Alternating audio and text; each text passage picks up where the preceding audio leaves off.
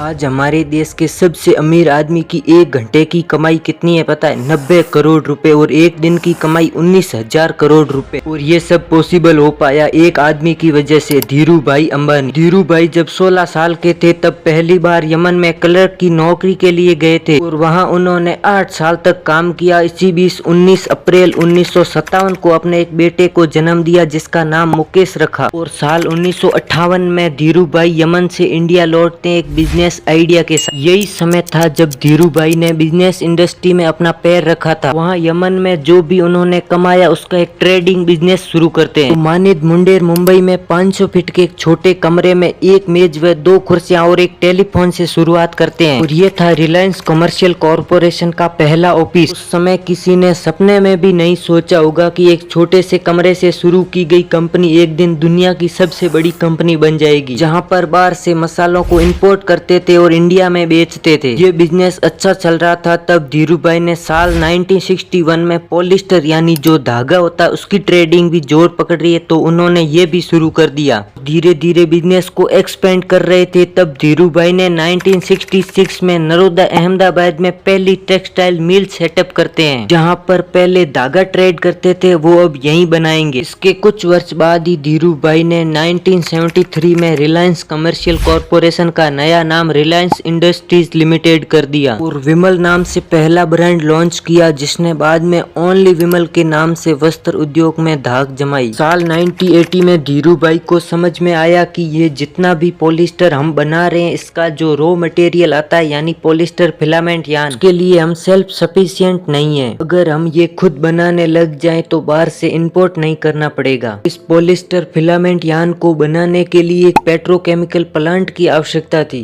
धीरू भाई प्लानिंग करते हैं और एक पाताल गंगा के अंदर अपना पहला पेट्रोकेमिकल प्लांट सेटअप करते हैं। इसके लिए वो किसको चुनते हैं? मिस्टर मुकेश अंबानी को। जब मुकेश अंबानी स्टैनफोर्ड यूनिवर्सिटी में MBA की पढ़ाई कर रहे थे तब उन्हें घर बुलाते हैं और कहते हैं कि मैं पाताल गंगा में नया पेट्रोकेमिकल प्लांट सेटअप कर रहा हूँ, क्या आप इसमें स्टार्टिंग से बनाना चाहोगे? और यही समय था जब मुकेश अंबानी ने अपने फादर का बिजनेस एम्पायर ज्वाइन किया, जिसके बाद रिलायंस अब पेट्रोकेमिकल भी बना रही थी और उससे बनने वाली पॉलिस्टर फिलामेंट यान बनाकर उसे एक्सपोर्ट करने लगी। फिर साल 1966 से 1991 तक रिलायंस का सालाना टर्नओवर 66 लाख से लेकर 155 करोड़ हो गया, जबकि अन्य टेक्सटाइल मिलों जैसे बॉम्बे डाइंग या JK सिंथेटिक को 100 करोड़ तक पहुंचने में 100 सालों लगे थे। पेट्रोलियम रिफाइनिंग में रिलायंस का प्रवेश का अवसर 1977 को आया, जब भारत में तेल उद्योग बंद होने की कगार पर था। तब सरकार के पास पेट्रोलियम क्षेत्र को मुक्त करने के अलावा और कोई रास्ता नहीं था। अब रिलायंस ने गुजरात के जामनगर में दुनिया के सबसे बड़े और सबसे आधुनिक पेट्रोलियम रिफाइनिंग कॉम्प्लेक्स के निर्माण की घोषणा की। जामनगर रिफाइनरी का निर्माण 2 फेज में पूरा हुआ। पहले फेज में 5000 एकड़ में बनाई 31 वर्ग किलोमीटर में इसका कंस्ट्रक्शन हुआ। 350 मेगावाट के पावर प्लांट लगे थे और 105 मील लंबी रोड बनाई थी। 3000 लोगों के रहने की जगह बनाई थी। 200 किलोमीटर लंबी फाइबर ऑप्टिक केबल लगी थी और ये सारा काम 1999 में किया गया था। ये मात्र 3 साल में बनाई थी, जिसकी लागत 6 बिलियन अमेरिकी डॉलर थी। और दूसरे फेज में 2 लाख के नक्शे और 1,65,000 टन कंक्रीट तथा 1,38,000 टन स्ट्रक्चरल स्टील, जो कि 15 IPL टावर के बराबर है। यहाँ पर एक टाइम में 80,000 वर्कर्स काम करते थे और 250 किलोमीटर लंबी सड़क बनाई थी। ये सिर्फ मुकेश अंबानी अकेले ने बनाई थी, क्योंकि 2002 में जब धीरू भाई की डेथ हो जाती है तो दोनों भाइयों में रिलायंस के नेम ब्रांड को लेकर विवाद हो जाता है और 2004 तक आपस में बात करना बंद कर देते हैं। और 2005 में उनकी मदर कोकिला बहन अंबानी ने क्या कि क्यों ना वे बिजनेस को 2 भागों में बांट ले ताकि भाई आपस में लड़े ना। और ऐसा ही हुआ, जिसमें मुकेश अंबानी को मिला oil, gas, petrochemical, manufacturing business. वहीं अनिल अंबानी को मिला रिलायंस एनर्जी, टेलीकॉम और रिलायंस कैपिटल। मुकेश अंबानी ने जियो टेलीकॉम की प्लानिंग की, पर रिलायंस टेलीकॉम का हिस्सा अनिल अंबानी के पास था। बाद में 1200 करोड़ रुपए में दोनों भाइयों की डील साइन हुई और अनिल अंबानी ने मुकेश को टेलीकॉम सेक्टर यूज करने दिया। फिर मुकेश अंबानी ने जियो इंटरनेट में 1.5 लाख करोड़ रुपए का भयंकर इन्वेस्टमेंट किया। इसका परिणाम आज केवल जियो से 1 घंटे में 2 करोड़ रुपए और 1 दिन में 50 करोड़ रुपए का प्रॉफिट बनता है। दुनिया जब 3G को लेकर पागल थी तब मुकेश अंबानी 4G के लाइसेंस की तैयारी कर रहे थे। 4G का लाइसेंस एक YBSL नाम की कंपनी थी जिसके पास 22 कंपनियों के लाइसेंस थे। इस कंपनी को 2007 में रिलायंस जियो इन्फोकॉम लिमिटेड के रूप में अहमदाबाद में पंजीकृत किया। जून 2010 में रिलायंस इंडस्ट्री ने 4800 करोड़ रुपए में कंपनी के 96% शेयर खरीद लिए। 5 सितंबर 2016 को राष्ट्रीय स्तर पर जियो की लॉन्चिंग की। ये 22 अलग अलग टेलीकॉम क्षेत्रों में LTE नेटवर्क संचालित करती है और 2016 में ही कंपनी ने अपनी LYF स्मार्टफोन की सीरीज लॉन्च की। इसी के साथ जियो ने 4G के समय बहुत सी मल्टीमीडिया ऐप को लॉन्च किया, जैसे माई जियो, जियो टीवी, जियो सिनेमा, जियो चैट, जियो सावन, जियो मैक्स, जियो ड्राइव, जियो मीट, जियो मनी वॉलेट और भी बहुत सारी ऐप लॉन्च की। ICC वर्ल्ड कप 2016 और T20 मेजबानी करने वाले 6 क्रिकेट स्टेडियमों में दर्शकों के लिए फ्री में वर्ल्ड कप दिखाया गया, जिसकी कमेंट्री 12 भाषाओं में अवेलेबल थी और वर्ल्ड कप फाइनल 3 करोड़ लोगों ने देखा, जिससे जियो ने 2017 में लॉन्चिंग के 1 साल बाद ही 10 करोड़ यूजर्स का आंकड़ा पार कर लिया और जियो के 30 जून 2020 तक 400 मिलियन यानी 40 करोड़ यूजर और हर मिनट एवरेज 1000 लोग जियो से जुड़ रहे थे। इसके अलावा तो रिलायंस के पास अलग अलग क्षेत्रों में ऑफलाइन व ऑनलाइन बहुत सारी कंपनियां हैं। अगर आपको इलेक्ट्रॉनिक्स का सामान चाहिए तो रिलायंस डिजिटल है, कपड़े चाहिए तो आजियो है, और भी ब्रांड कपड़े चाहिए तो आजियो लक्स है, किराने का सामान चाहिए तो जियो मार्ट है, होम डिलीवरी का अंजो ऐप भी इनका ही है, दवाई चाहिए तो नेटमेट्स और फर्नीचर चाहिए तो अर्बन लीडर, और मीडिया क्षेत्र में News 18, Colors, Money Control, Nickelodeon इनका ही है। फिर रिटेल क्षेत्र में रिलायंस फ्रेश, रिलायंस ट्रेड, होमलीज, Trends, Footwear, Project Eve, Click Mart सब मुकेश भाई के ही है। इसके अलावा भी बहुत सारी कंपनियां हैं। और दोस्तों वीडियो पसंद आई है तो please like share and subscribe कर देना, बहुत मेहनत लगी है।